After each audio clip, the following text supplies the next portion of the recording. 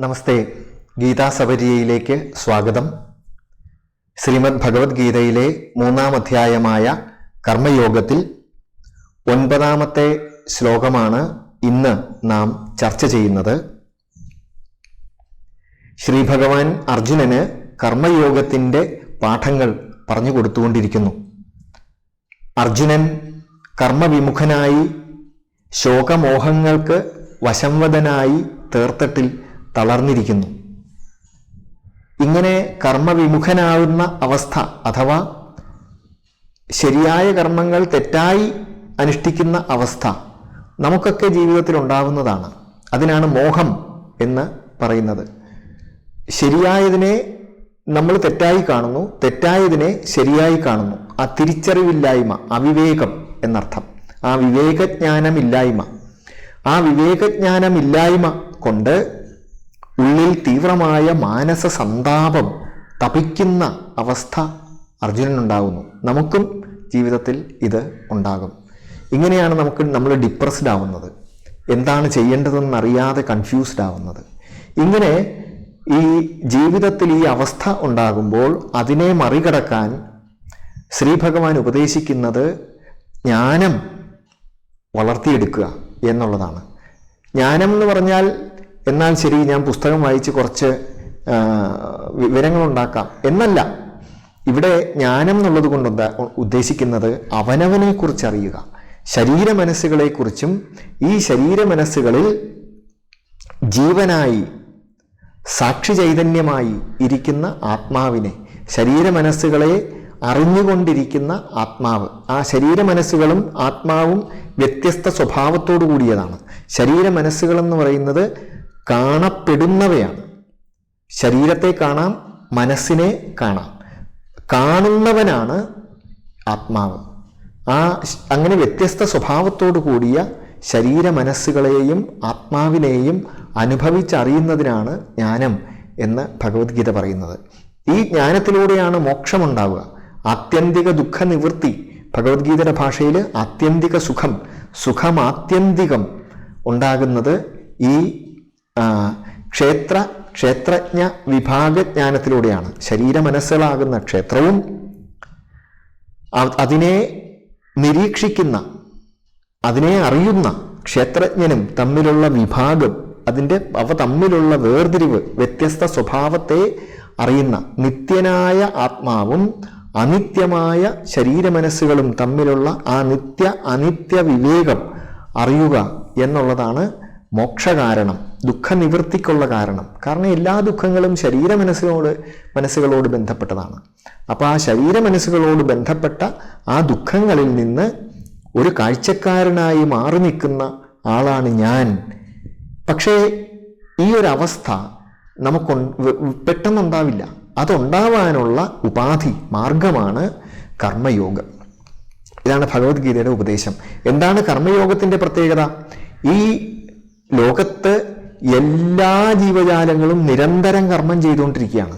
അവരവരുടെ ഉള്ളിലുള്ള വാസനയുടെ ഫലമായി നിരന്തരം കർമ്മം ചെയ്തുകൊണ്ടിരിക്കുകയാണ്. ഈ കർമ്മത്തെ തന്നെ കർമ്മയോഗമായി അനുഷ്ഠിക്കുക എന്നുള്ളതാണ്. മനുഷ്യൻ്റെ കർമ്മങ്ങൾ നമ്മൾ ഏത് സാഹചര്യത്തിലാണോ ആ സാഹചര്യത്തിനനുസരിച്ച് നമ്മളിലേക്ക് കർമ്മങ്ങൾ വന്നുകൊണ്ടിരിക്കും. ഞാനിപ്പോൾ പഠിക്കുന്ന കാലത്തൊരു വിദ്യാർത്ഥി എന്നുള്ള നിലയ്ക്കുള്ള കർമ്മങ്ങൾ ഉണ്ടാകും. വീട്ടിലെ കാര്യങ്ങൾ, ക്ലീനിങ്, അല്ലെങ്കിൽ കടയിൽ പോയി സാധനങ്ങൾ വാങ്ങുക, ഇങ്ങനെയുള്ള, അല്ലെങ്കിൽ ഗസ്റ്റിനെ സ്വീകരിക്കുക തുടങ്ങിയ കർമ്മങ്ങളൊക്കെ തീർച്ചയായിട്ടും ഒരാൾ ചെയ്യേണ്ടതാണ്. അയാളുടെ സാഹചര്യത്തിൽ വന്നു ചേരുന്നതാണ്. ഇങ്ങനെ നമ്മൾ ചെയ്യുന്ന കർമ്മങ്ങളും അതേപോലെ ഒരു വിദ്യാർത്ഥി എന്നുള്ള നിലയ്ക്കോ അല്ലെങ്കിൽ പിന്നെ ഒരു ജോലി ചെയ്യുന്ന ഒരാൾ എന്നുള്ള നിലയ്ക്കോ ഒക്കെ നമ്മൾ ചെയ്യുന്ന കർമ്മങ്ങളെ കർമ്മയോഗമായി അനുഷ്ഠിക്കുക എന്നുള്ളതാണ്. കർമ്മയോഗത്തെക്കുറിച്ച് ശ്രീ ഭഗവാൻ ഇവിടെ സൂചിപ്പിച്ചു. അതായത് കർമ്മേന്ദ്രിയൈഹി കർമ്മയോഗം അസക്തഃ ആരഭത്തെ യഹ സഹ വിശിഷ്യത്തെ. യാതൊരുവനാണോ കർമ്മേന്ദ്രിയങ്ങൾ കൊണ്ട് അസക്തനായി, കർമ്മഫലത്തെക്കുറിച്ചുള്ള ആസക്തിയില്ലാതെ, കർമ്മഫലത്തെക്കുറിച്ചുള്ള വറീസ് ഇല്ലാതെ, അതാണ് കർമ്മഫലം തീർച്ചയായും വന്നിരിക്കും. കർമ്മത്തിന് 3 ഘട്ടങ്ങളാണുള്ളത്. ഒന്ന് പ്ലാനിങ്, നമ്മൾ അറിഞ്ഞോ അറിയാതെയോ നമ്മുടെ എല്ലാ കർമ്മങ്ങൾക്കും മുൻപിലൊരു പ്ലാനിങ് ഉണ്ട്, ഒരു തീരുമാനമുണ്ട്. ആ തീരുമാനത്തിനനുസരിച്ചാണ് കർമ്മം, അതാണ് പ്രോസസ്സ്. ആ പ്രോസസ്സിനാണ് പിന്നെ ഫലം ഉണ്ടാകുന്നത്, റിസൾട്ട്. അപ്പൊ ഇതിൽ ഈ ആദ്യത്തെ രണ്ടുമാണ് ഒരു പരിധിവരെ നമ്മുടെ കൺട്രോളിലുള്ളത്. നമ്മൾ ബോധപൂർവം ശ്രമിച്ചാൽ ആ കൺട്രോൾ നമുക്ക് വളരെ വളരെ വളർത്തിയെടുക്കാൻ പറ്റും, പ്ലാനിങ്ങിലും എക്സിക്യൂഷനിലും ഉള്ള ആ ഒരു കൺട്രോൾ. പക്ഷേ റിസൾട്ട് എന്ന് പറയുന്നത് 100% നമ്മുടെ നിയന്ത്രണത്തിൽ നിന്ന് പുറത്താണ്. ഈ ജ്ഞാനമാണ് കർമ്മയോഗത്തിൻ്റെ അടിസ്ഥാനം. ആ കർമ്മഫലം കിട്ടില്ല എന്നല്ല, കർമ്മഫലം കിട്ടും. ചിലപ്പോൾ നമ്മൾ വിചാരിക്കുന്നതിനേക്കാൾ മോശമായിരിക്കും, ചിലപ്പോൾ നമ്മൾ വിചാരിക്കുന്നതിനേക്കാൾ നല്ലതായിരിക്കും. അങ്ങനെ കർമ്മഫലം നമ്മുടെ ചിന്തയ്ക്കനുസരിച്ചല്ല, നമ്മുടെ ആ ഒരു നിയന്ത്രണത്തിലല്ല അതാണ്. അങ്ങനെ ആരാണോ ആ കർമ്മഫലത്തോടുള്ള ആസക്തിയില്ലാതെ അസക്തഃ കർമ്മേന്ദ്രിയൈഹി കർമ്മയോഗം ആരഭതേ, കർമ്മേന്ദ്രിയങ്ങൾ കൊണ്ട് കർമ്മയോഗം ചെയ്യുന്നത് ആ ആള് വിശിഷ്ടനാകുന്നു. ഈ കർമ്മയോഗം എന്ന കർമ്മഫലത്തെ കുറിച്ചുള്ള ആ ഒരു ആസക്തിയില്ലാതെ ആ പ്രോസസ്സിൽ ശ്രദ്ധിച്ച് പ്രോസസ് ഓറിയന്റഡ് ആയിട്ട് കർമ്മം ചെയ്യുന്ന അതിന് ഭഗവത്ഗീത കൊടുക്കുന്ന പേരാണ് യജ്ഞം. യജ്ഞം എന്നുള്ളത് ആ വളരെ വളരെ വിശാലമായ ഒരു അർത്ഥത്തിലാണ് ഭഗവത്ഗീത പ്രയോഗിക്കുന്നത്. നമ്മൾ സാധാരണ ഈ യജ്ഞം എന്നുള്ള വാക്കുകൊണ്ട് ഉദ്ദേശിക്കുന്ന യജ്ഞകർമ്മമുണ്ട്, യാഗകർമ്മങ്ങളുണ്ട്. ആ യാഗകർമ്മങ്ങളും യഥാർത്ഥത്തിൽ ഇങ്ങനെ ചെയ്യണം എന്നാണ് ഉദ്ദേശിച്ചിരിക്കുന്നത്. ഭഗവത്ഗീത തന്നെ ഇനി വരുന്ന അധ്യായത്തിൽ, ഇനി 17-ാമത്തെ അധ്യായത്തിൽ പറയും, ഈ യജ്ഞം എന്ന് പറയുന്നത് തന്നെ അത് യാഗകർമ്മത്തെക്കുറിച്ചാണ് ഉദ്ദേശിക്കുന്നത്. ആ യാഗകർമ്മത്തെ സാത്വികമായ യാഗകർമ്മം, രാജസമായ യാഗകർമ്മം, താമസമായ യാഗകർമ്മം എന്ന് തിരിക്കും. ഇതിൽ ഈ സാത്വികമായ യാഗകർമ്മം, അതായത് യഥാർത്ഥത്തിലൊരു യാഗം, യജ്ഞം ഏത് മനോഭാവത്തോടുകൂടി ചെയ്യണമോ ആ മനോഭാവത്തോടുകൂടി ചെയ്യുന്നതിനാണ് അദ്ദേഹം യജ്ഞം എന്നുള്ള വാക്കുകൊണ്ട് ഇവിടെ ആവർത്തിച്ച് ഈ കർമ്മയോഗം എന്ന ഈ അധ്യായം മുതൽ പല സന്ദർഭത്തിലും ഉപയോഗിക്കുന്നത്. അവിടെ യജ്ഞം എന്നുള്ള വാക്കുകൊണ്ട് ഉദ്ദേശിക്കുന്നത് കർമ്മയോഗം എന്ന് തന്നെയാണ്. അതായത് ഫലാഭിസന്ധിയില്ലാതെ ഈ കർമ്മത്തിൻ്റെ പ്രോസസ്സിൽ പൂർണ്ണമായും ഏകാഗ്രതയോടുകൂടി ആ കർമ്മത്തിലേർപ്പെടുക എന്ന ഒരു പ്രക്രിയയ്ക്ക് അദ്ദേഹം കൊടുക്കുന്ന പേരാണ് യജ്ഞം. ഈ യജ്ഞം ഈ അധ്യായത്തിൽ നമുക്ക് ഇനി വരുന്ന ശ്ലോകങ്ങളിൽ നമുക്ക് കാണാം യജ്ഞം എത്രമാത്രം ആഴത്തിലാണ് ശ്രീ ഭഗവാൻ. കർമ്മയോഗം എന്ന് പറയുന്നതിന് പകരം മറ്റൊരു പേരാണ് യജ്ഞം. ഇവിടെ ഈ മനുഷ്യനാണ് ഈ യജ്ഞം ചെയ്യാൻ കപ്പാസിറ്റി ഉള്ള ജീവികൾ.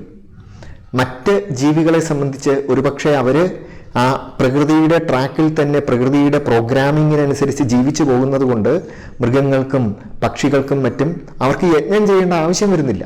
മനുഷ്യനാണ് ആ പ്രകൃതിയുടെ ആ ഒരു ട്രാക്കിൽ നിന്ന് തെറ്റി അവനവൻ്റെ ഈ കാമക്രോധങ്ങൾക്ക് വിധേയനായി, അതൊക്കെ ഈ അധ്യായത്തിൽ ഇനി ചർച്ച ചെയ്യും.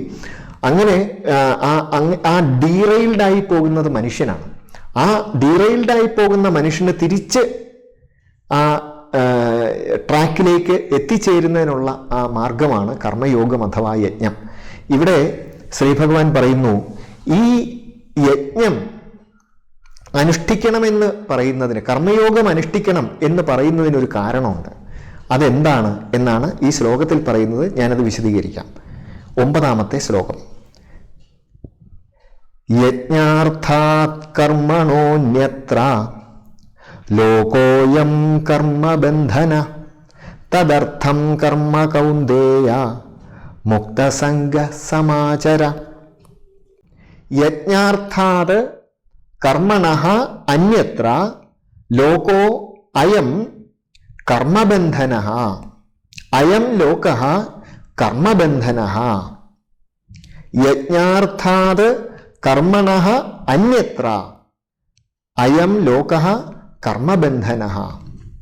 ഈ ലോകം കർമ്മത്താൽ ബന്ധിതമാണ്, കർമ്മബന്ധിതമാകുന്നു ഈ ലോകം. എന്താണ് കർമ്മബന്ധിതമാവുക എന്ന് പറഞ്ഞാൽ അർത്ഥം? കർമ്മം ഒരു ബന്ധനമായി തീരുക. കർമ്മം പലരും പറയാറുണ്ടോ, ഈ കർമ്മം എനിക്കൊരു വല്ലാത്ത ബന്ധനമായി തീർന്നു എന്ന് പറഞ്ഞാൽ ആ കർമ്മം എനിക്കൊരു ബുദ്ധിമുട്ടായി തീർന്നു എന്നാണ് നമ്മൾ സാധാരണ അർത്ഥം എടുക്കുന്നത്. അങ്ങനെയല്ല ഇവിടുത്തെ അർത്ഥം. കർമ്മം ബുദ്ധിമുട്ടാണ്, അത് കർമ്മയോഗമാണെങ്കിലും അതിന് കുറച്ചൊരു ബുദ്ധിമുട്ടുണ്ട്. നമ്മൾ ആ ബുദ്ധിമുട്ടോടുകൂടി തന്നെ വേണം കർമ്മം ചെയ്യാൻ.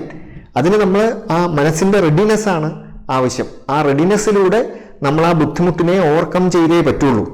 അല്ലാതെ മനുഷ്യന് വേറെ മാർഗ്ഗമില്ല, വേറെ ഒരു വഴിയില്ല. കർമ്മത്തിൽ ഏർപ്പെടാതെ വേറെ ഒരു മാർഗ്ഗമില്ല. എന്നാൽ വെറുതെ ഇരിക്കാം എന്ന് വിചാരിച്ചാൽ നേരത്തെ ശ്രീ ഭഗവാൻ പറഞ്ഞ പോലെ ശരീരയാത്രാപിചതേന പ്രസിദ്ധിയേത് അകർമ്മണ. അകർമ്മം കൊണ്ട് സുഖകരമാണ് കർമ്മമൊന്നും ചെയ്യാതിരുന്ന, പക്ഷെ അങ്ങനെ ഇരുന്നത് കൊണ്ട് ആൾക്ക് ജീവിച്ചിരിക്കാൻ തന്നെ, ജീവൻ നിലനിർത്താൻ തന്നെ പറ്റില്ല. അപ്പൊ അതുകൊണ്ട് കർമ്മം ബുദ്ധിമുട്ടേറിയതാണ്. ആ ബുദ്ധിമുട്ടിനല്ല ഇവിടെ കർമ്മബന്ധനം എന്ന് പറയുന്നത്. കർമ്മബന്ധനം എന്ന് പറയുന്നത് നമ്മുടെ കർമ്മം ആചരിക്കുന്നതിൻ്റെ ഫലമായി ഉണ്ടാകുന്ന സുഖമോ ദുഃഖമോ, ഒരു കർമ്മം ചെയ്യുന്നതിൻ്റെ ഫലമായി ഉണ്ടാകുന്ന, കർമ്മഫലമായി വരുന്ന സുഖമോ ദുഃഖമോ, കർമ്മഫലമായി സുഖം വരാം അല്ലെങ്കിൽ ദുഃഖം വരാം.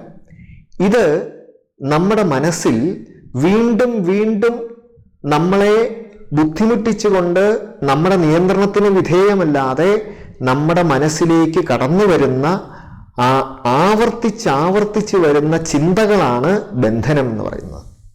ഇപ്പോൾ ഉദാഹരണത്തിന് നമ്മൾ ഭഗവത്ഗീത പഠിക്കാനിരിക്കുന്നു. പക്ഷേ നമ്മൾ ഇന്നലെ അനുഭവിച്ച ഒരു അനുഭവം, അത് സുഖകരമാകട്ടെ ദുഃഖകരമാകട്ടെ രണ്ടുമാകാം, അത് നമ്മുടെ മനസ്സിൽ ഓർമ്മയായിട്ട് ചിന്തയായിട്ട് നമ്മുടെ മനസ്സിൽ തള്ളി തള്ളി തള്ളി വരുന്നതിൻ്റെ ഫലമായി നമുക്ക് ഏകാഗ്രമായി പഠിക്കാൻ പറ്റാതെ വരുന്നു. അതാണ് ബന്ധനം എന്ന് പറയുന്നത്. ഈ വന്നു ചേരുന്ന ഡിസ്ട്രാക്ഷനാണ് ബന്ധനം എന്ന് പറയുന്നത്. അപ്പോൾ കർമ്മബന്ധനം എന്നുള്ള വാക്കിൻ്റെ അർത്ഥം എന്താണ്? മനസ്സിൻ്റെ ഡിസ്ട്രാക്ഷൻ. എപ്പോഴും കർമ്മബന്ധനം എന്ന് പറഞ്ഞാൽ ഡിസ്ട്രാക്ഷനാണ്. ബന്ധനം ഡിസ്ട്രാക്ഷനാണ്. ആ ഡിസ്ട്രാക്ഷൻ്റെ ഫലമായി നമുക്ക് കർമ്മം ചെയ്യാൻ പറ്റാതെ വരും. ആ കർമ്മം ചെയ്യാൻ പറ്റാതെ വരുമ്പോൾ നമ്മൾ പരാജിതരാകും. ആ പരാജയം നമുക്ക് ദുഃഖകരമായി തീരും. ഇത് ആവർത്തിച്ച് വരുമ്പോൾ ഇതിങ്ങനെ വലിയ വലിയ ബാഗേജായി നമ്മുടെ മനസ്സിൽ ഇത് വലിയ ദുഃഖമായി തീരും. ദുഃഖം ഇങ്ങനെ ഘനീഭവിച്ച് അതിൻ്റെ ഫലം എന്താണ്? ഈ അറ്റാച്ച്മെൻ്റ് ആണ്. അറ്റാച്ച്മെൻ്റ് എന്ന് പറഞ്ഞാൽ അൺകൺട്രോളബിളി റിക്കറിങ് തോട്ട്സ് ആണ്. നമുക്ക് നിയന്ത്രിക്കാൻ പറ്റാത്തതുപോലെ ആവർത്തിച്ച് നമ്മുടെ മനസ്സിലേക്ക് തള്ളിക്കേറി വരുന്ന അനാവശ്യ സ്മരണകളും ചിന്തകളുമാണ് നമ്മൾ ഇവിടെ കർമ്മബന്ധനം എന്ന് പറയുന്നത്. അത് കർമ്മത്തിൻ്റെ ഫലമായി, കർമ്മവാസനകളുടെ ഫലമായി, അതായത് കർമ്മം അനുഭവിച്ചത് നമ്മൾ സൂക്ഷിച്ചു വെച്ചിരിക്കുകയാണ് ഓർമ്മകളായിട്ട്. അത് നമ്മളെ അനാവശ്യമായി വന്ന് ഇങ്ങനെ, അത് ആവശ്യമുള്ളപ്പോൾ ഓർമ്മയായിട്ട് നമ്മുടെ മനസ്സിലേക്ക് വന്നാൽ മതി. അല്ലാത്ത സമയത്ത് അത് നമ്മുടെ മനസ്സിൻ്റെ അറയിൽ അവിടെ സൂക്ഷിച്ചിരിക്കണം. അതാണ് വേണ്ടത്.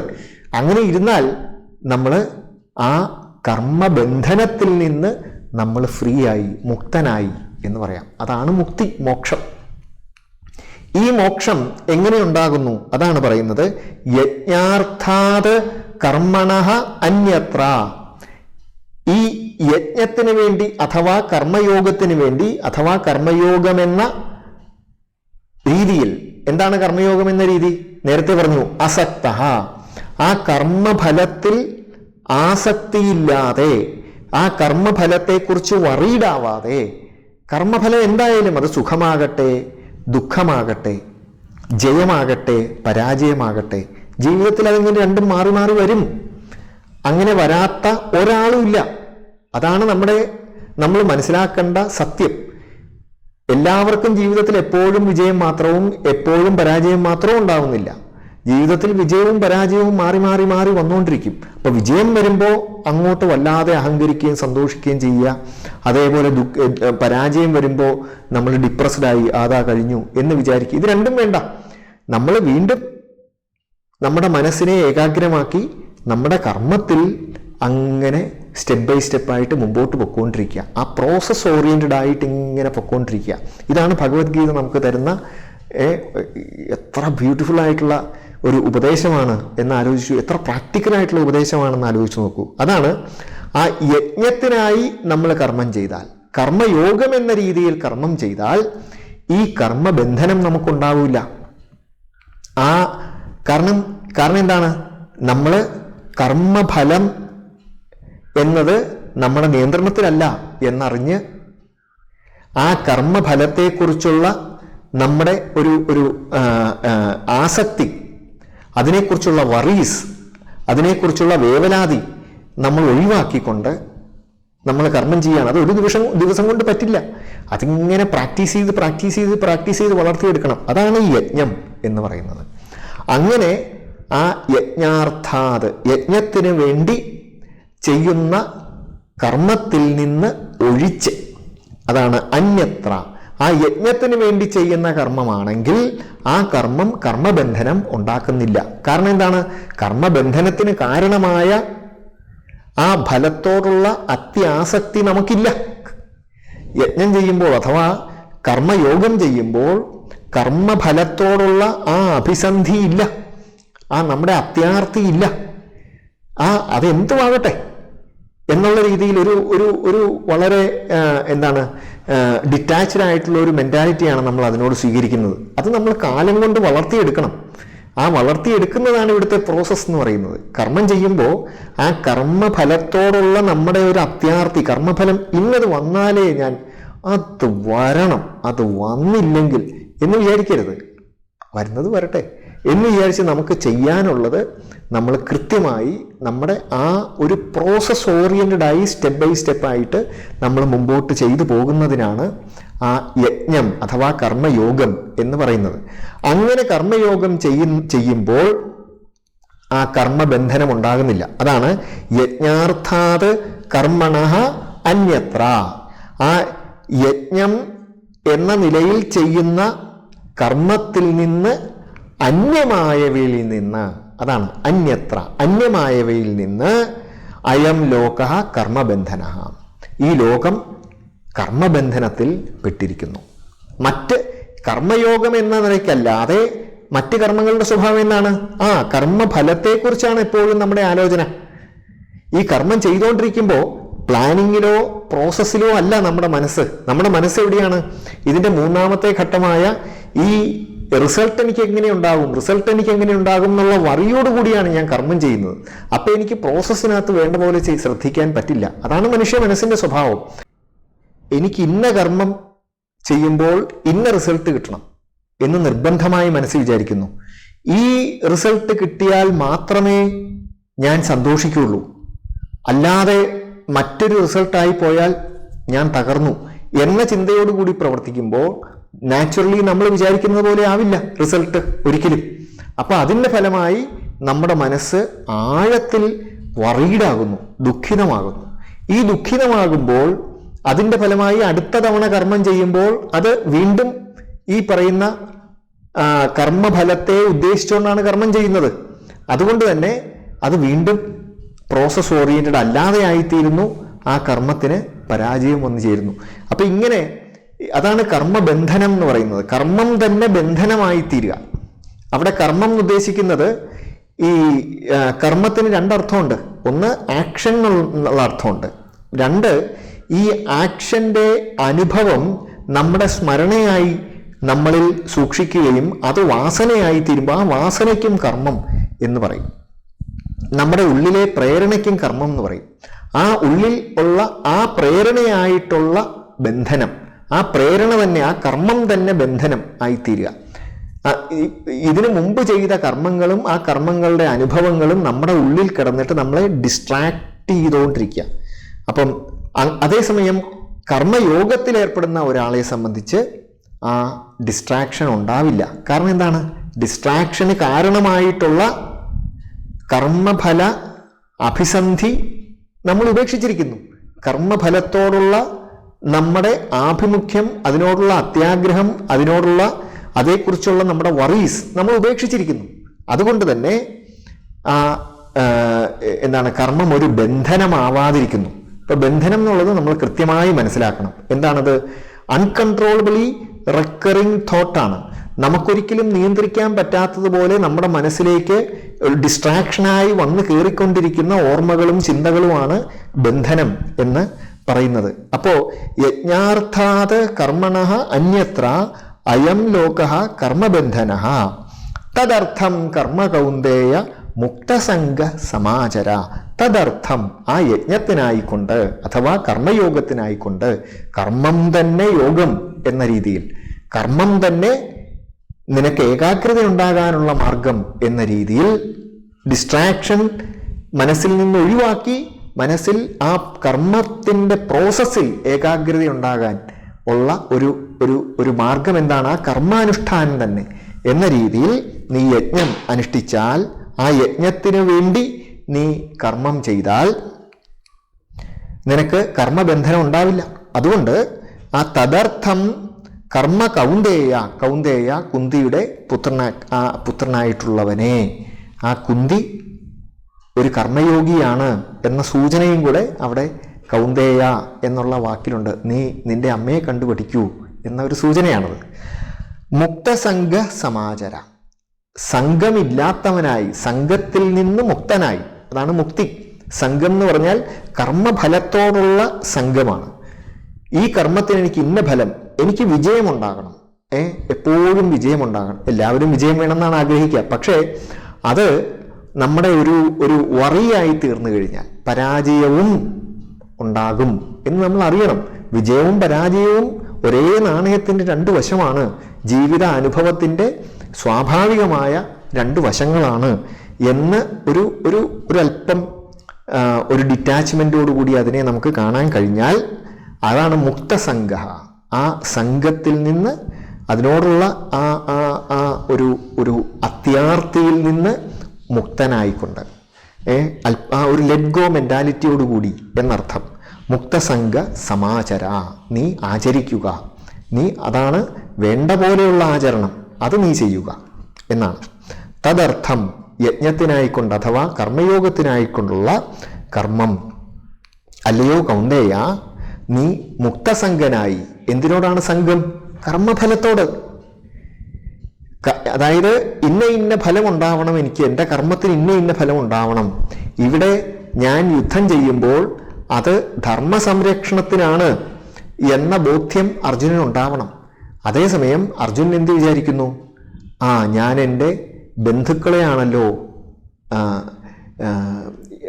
ബന്ധുക്കളോടാണല്ലോ യുദ്ധം ചെയ്യുന്നത്, അവരെയാണല്ലോ നശിപ്പിക്കാൻ ശ്രമിക്കുന്നത് എന്ന് വിചാരിക്കുന്നു.